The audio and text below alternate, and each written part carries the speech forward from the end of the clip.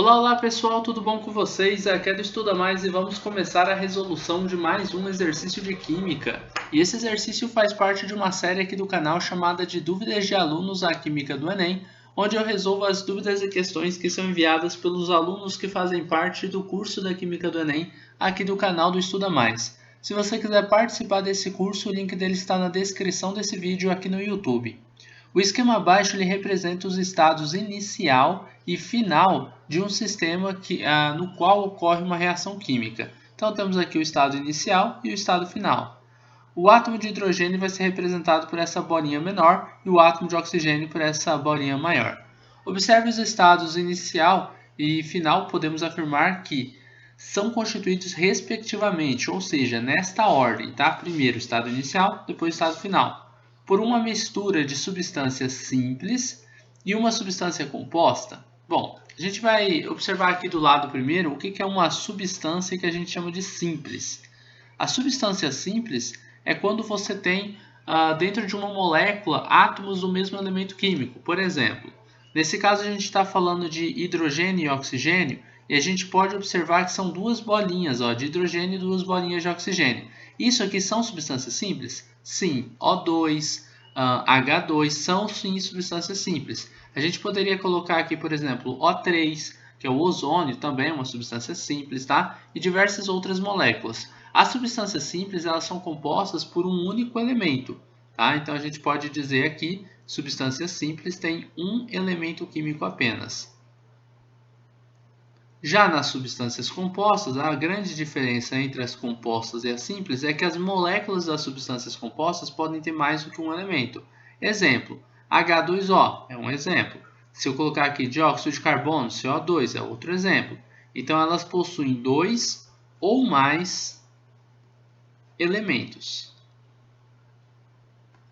Tá bom? Então isso são substâncias compostas. Aqui no início você vai observar que é uma mistura, por quê? Porque a gente tem moléculas diferentes juntas. Então eu tenho aqui O2, O2, eu tenho H2, H2, H2 e H2. Então eu tenho dois tipos de moléculas aqui. Eu tenho as moléculas de gás oxigênio, que é o O2, e as de gás hidrogênio, que é o H2.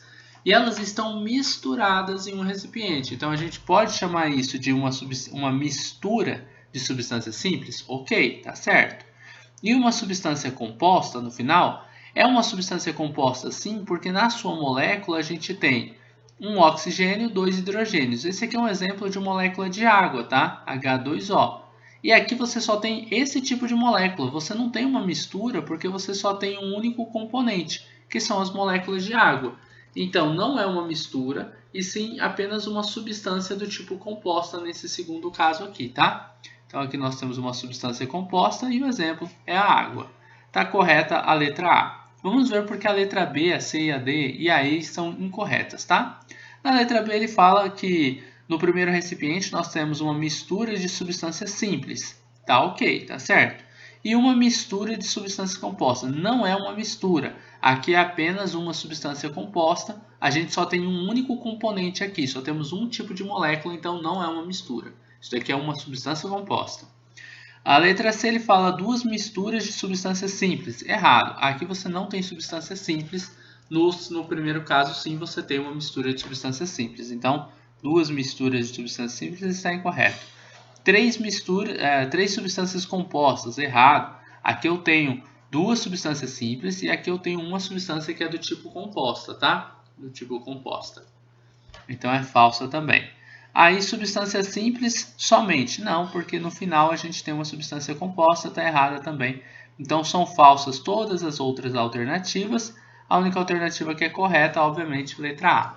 Bom, pessoal, basicamente é isso. Terminamos por aqui a resolução de mais um exercício de Química. Eu espero que você tenha gostado dessa videoaula. Eu espero que você tenha compreendido passo a passo na resolução desta questão. Se você gostou desse vídeo, não esqueça de deixar um like aqui e de compartilhar nas suas redes sociais para que seus amigos também possam conhecer o canal do Estuda Mais.